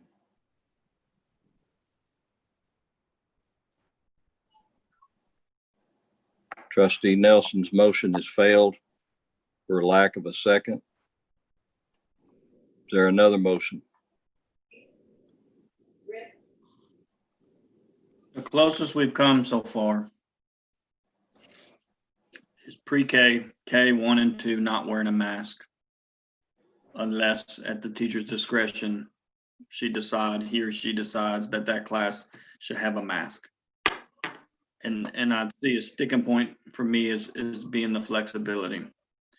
And so what I would like is for teacher requests to be honored for parents, and it's more along a health decision, not an academic decision. But if I don't want my pre-K student wearing a mask all day, you know, and I feel that they're going to be healthier in a class where they're not required to wear a mask all day, then I'm going to make that health decision for my child. Understand? Excuse me. I'm sorry. Just keep in mind, remember, like, child is not going to be absolutely stuck in a mask for 8 hours of a school day. Yeah. Which is another difficult thing for me to process, because then why even wear the mask when everybody's running around on mask, breathing on everything, everybody's touching everything. We got pre-K students that can't keep their hands to themselves. First thing they're going to do is run in and hug each other because they hadn't seen each other in 9 months. And so if we can socially distance them and not have them wear masks, and if the teacher in that classroom says, you know what, I just got to have my class be safe because of my personal situation, you know, and there's a parent or two that in that class doesn't want their student in that class to be in that situation, then, you know, I think we should honor that. And I apologize to the principals for even putting this motion on the board again. And I'll say, I'm sorry, I make a motion that we require students 3rd grades and up to wear a mask, and that we leave the discretion to the teachers at pre-K 1 and 2, and that we honor parent requests to place their child in the appropriate classroom.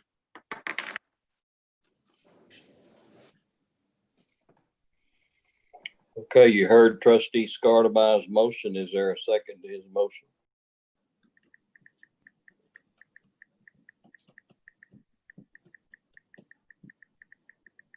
Is there a second to his motion?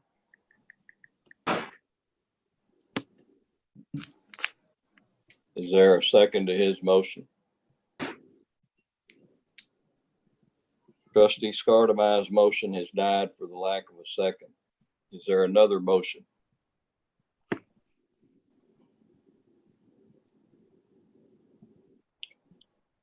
I'm going to make a motion that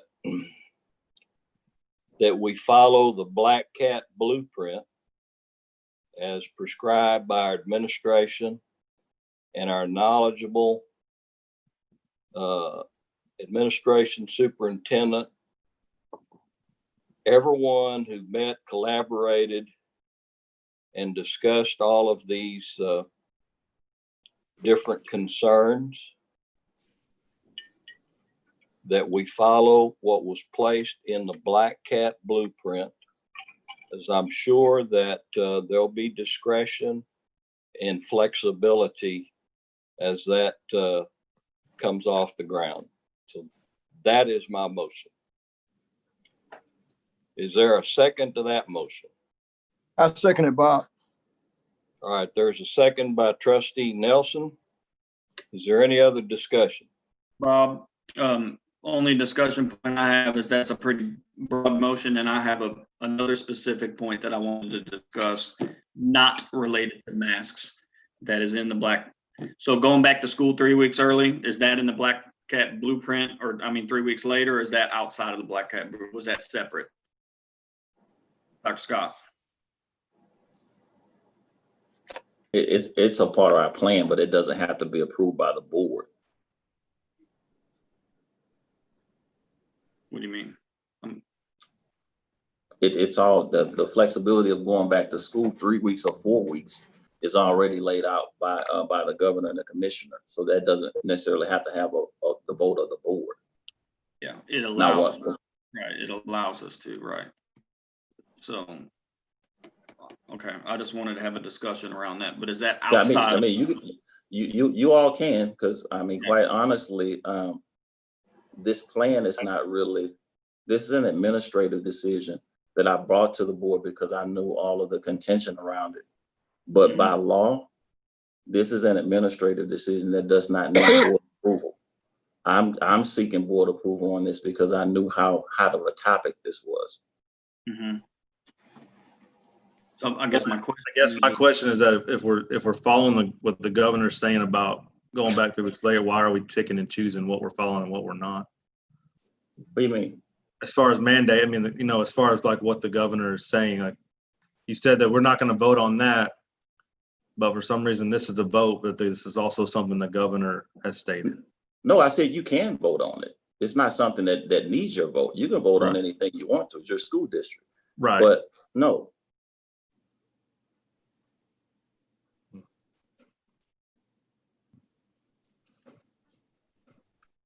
Did everybody understand my motion? No, can you repeat again? Okay, my motion is that masks be required from pre-K through 12. Okay. As described in the administration's description in the Black Cat Blueprint. Okay. Okay. Now there's a motion on the floor and there's a second to that motion.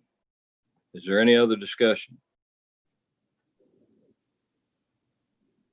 I'll call for the vote.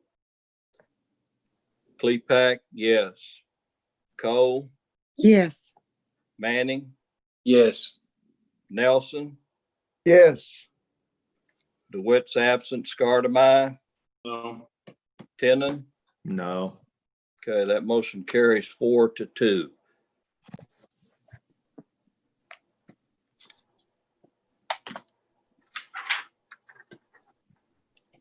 And it took a while to get there. So, Mr. President, to Mr. Scardamai's question, because that is part of this plan that I brought before the board. And it's a part of the administration's recommendation to go back 3 weeks instead of 4 that we're allowed to.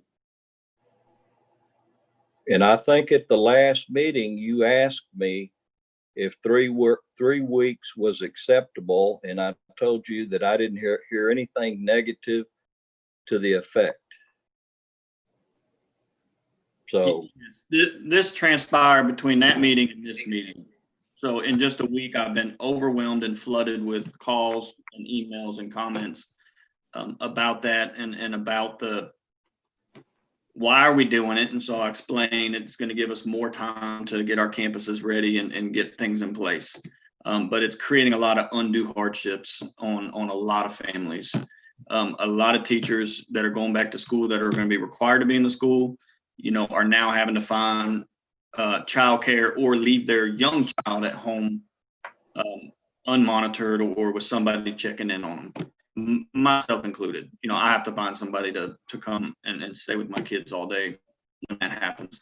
And it might be three weeks, but it could be longer. I mean, it could change because I guess we're authorized to go up to 8 is what I understand from the guidance. So we talked about some sort of maybe soft opening where teachers can bring their kids back. So I just want to make sure that, we have a plan in place because there are a lot of financial hardships around that decision. And it's not just families where it's a teacher, it's working families too, where both parents work. And so, they're having to extend the plans that they already have. And so, it's a big decision for even there's a lot of kids who the safest place for them is to be in school, and we're delaying that 3 weeks, and so I'm I'd like us to go back to school on August 20th. That's my if that's doable. I think if we can get a campus ready, and then let's go ahead and get it. If we're going back to school, let's just go back to school. We just approved all of our students wearing masks, so I don't think there should be any opposition to bringing students back, since everybody from pre-K through 12 is now wearing masks, according to the motion that was just passed.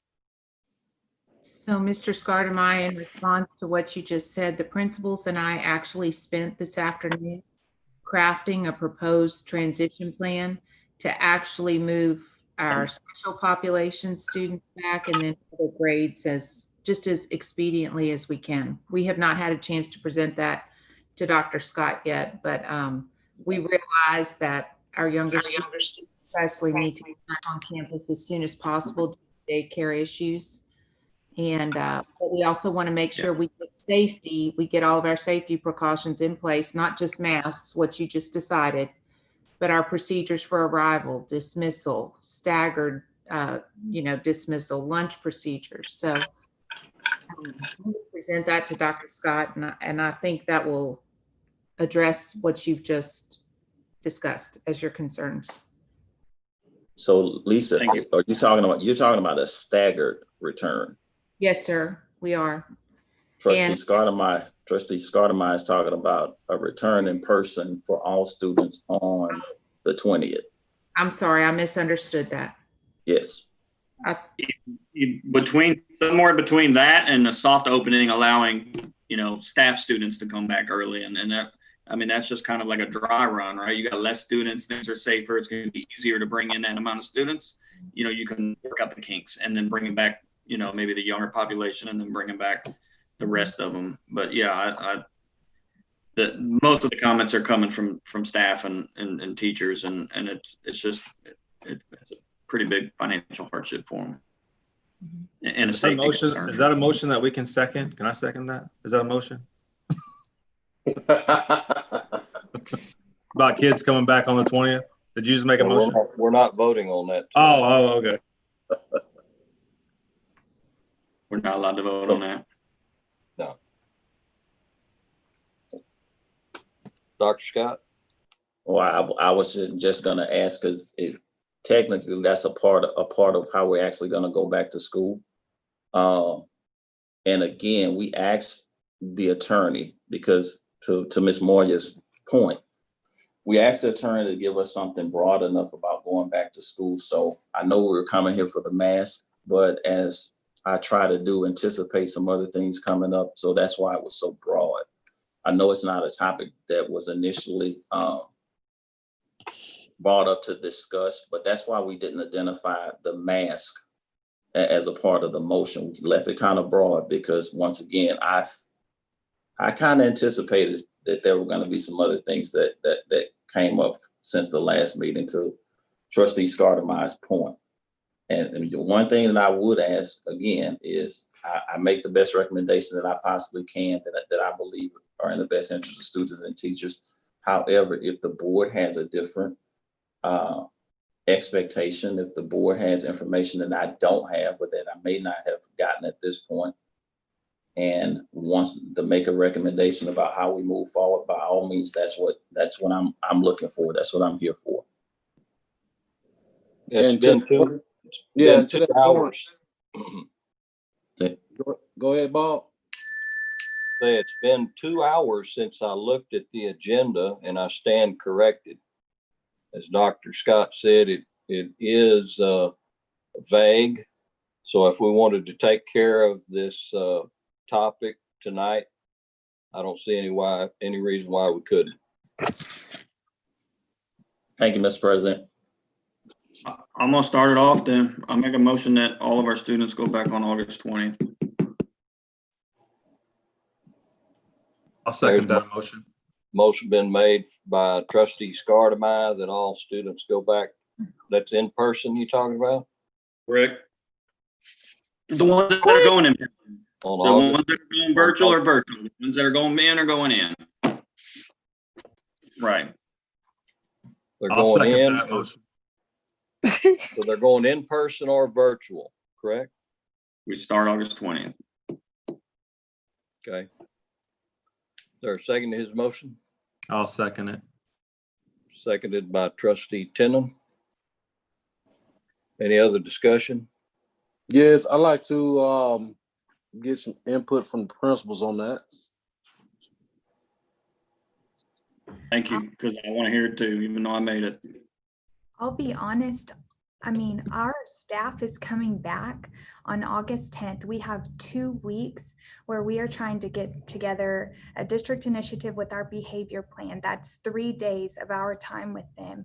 We're coming together to talk about student and teacher needs and getting to know their students, setting up their room at some point between then, having meet the teacher night. We have not even had a chance to talk about what entry points, what exit points, what does lunch look like, what does enrichment look like. We want our students to have all of the normal opportunities that they need to have. And if we do not have time to plan for that, then our students are going to come back to a school that's not ready. And they've already been through that this past year when they had school buildings that were not ready and they were into that.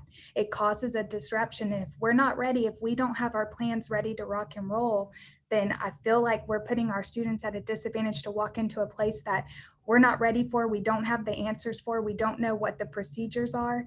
And to throw our teachers into the mix with our students where there's no plans, that makes me very nervous as a principal. I like to add to what Principal stated. I like also to give an opportunity to Assistant Superintendent Lisa Moya to present with you the plan. We truthfully have been thinking about all these things, and I promise that we have truthfully been considering those the teachers that have kids, and we do have some plans to be supportive with that. We also have in the plan, there's also considerations on how to bring our students that are younger and need the most support as soon as possible. And before I finish, I want to thank you for the dedication and the passion that all of you have for serving our community and our kids. And I thank you all for your time. With what Ms. Reyes said, and knowing that there's a plan in place to address teachers and staff that have students in the district, I would like to withdraw my motion. And I'll wait and hear what it is because I'm excited. I thank y'all for your diligence in addressing that. So you've withdrawn your motion, Trustee Scardama? Yes, sir. Thank you. Is there another motion?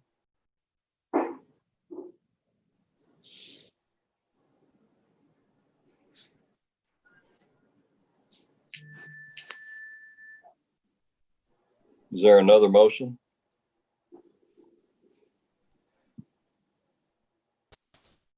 I'll make a motion that we start first 3 weeks virtual as described in the Black Cat blueprint. Second. Seconded by who? Manning. Okay, motion been made and seconded by Manning. Any other discussion? Yeah, I would like to say something. I mean, in the blueprint and what Dr. Scott said is that we actually are going to try to maybe do it a staggered start before that 3 weeks. So I don't want to create a policy that says that we have to start at 3 weeks. Mm-hmm. I withdrew my motion just so we could hear the plan that they have in place, which sounds like it addresses a lot of the issues with the delayed 3 week start. That's the hardships that would cause some people versus others. So. Well, and I think when I made my motion, that's what I was making, the plan that they have in place. Maybe I didn't describe it correctly. Yeah, no, you said it. You said it. You said it. You said it. Okay. Is there any other discussion? Yeah, I comment to Trustee Tennant's point. I did say the very first time we discussed this that I didn't want to go to the 4 weeks that are available because I want our kids to get back to school as soon as possible.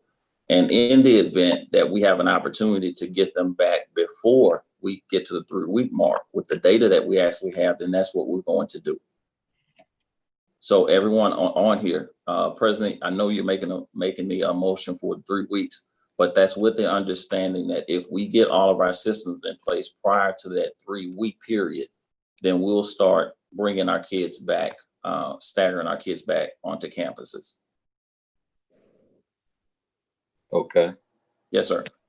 But the 3 week window gives us some additional time. But again, my last comment at the last meeting was I agreed that school is the safest place for our kids.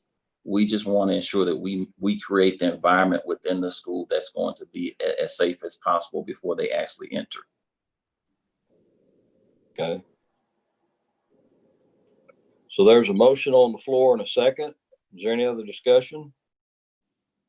This isn't a motion for a hard 3 weeks. This is just a motion to allow up to 3 weeks, but at the district's discretion, they can bring it back sooner. Or staggered, or in different demographics or however we want to. Correct. Right. That's what I understand, Jane. With some flexibility. Correct. Correct. Okay. That's the motion. All right. Is there any other discussion? We'll take a vote. Clepack, yes. Cole, Yes. Manning, Yes. Nelson. Turn your speaker on, Coach. Nelson, Yes. DeWitt's absent. Scardamai, Yes. Tenon. Yes. Okay, that motion carried by a vote of 6-0. Is there anything, Dr. Scott, is there anything else in agenda item 2 that we need to look at? Not from my perspective at this point. What I do believe, though, I don't know if the board wants us to come back and have a discussion around the plan that our teams are working on, or should I just email that to you all and then you can give us some feedback that way? So we'll know how quickly we need to move. What is y'all's preference? That's I was trying to tell you. It's my preference that we actually follow that prescription. I think we have the best principals. We have the best teachers and the best superintendent around these parts, and I want to trust y'all with your decision making. You've worked hard. You've done the research. You've looked at the options and what you had to present. Just going on your past, I believe you're gonna have the right and proper plan, and I'm excited to see what you all will bring to the table. And before I take my seat, my virtual seat, just want to say to everybody that's been on this call, it's been long, it's been tough conversation, but I really, really do appreciate us having these conversations and having those disagreements.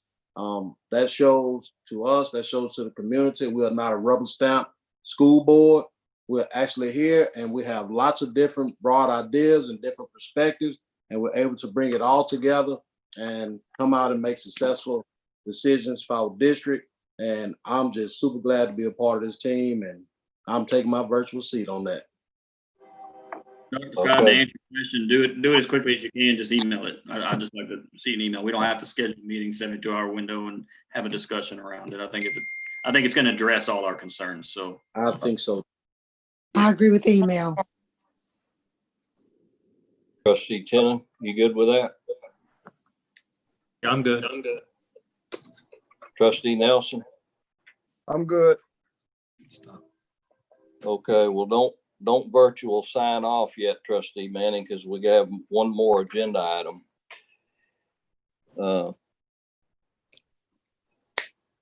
Item 3, approval of employment of personnel. You're probably asleep, but Ms. Volkmer. How could I sleep through that? Good evening, ladies and gentlemen. Administration recommends the approval of the elections as presented in your board book.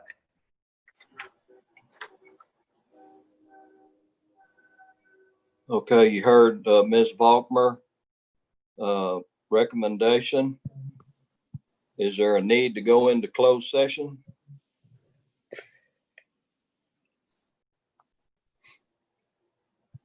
If not, is there a motion to approve the employment of the personnel as described in board book?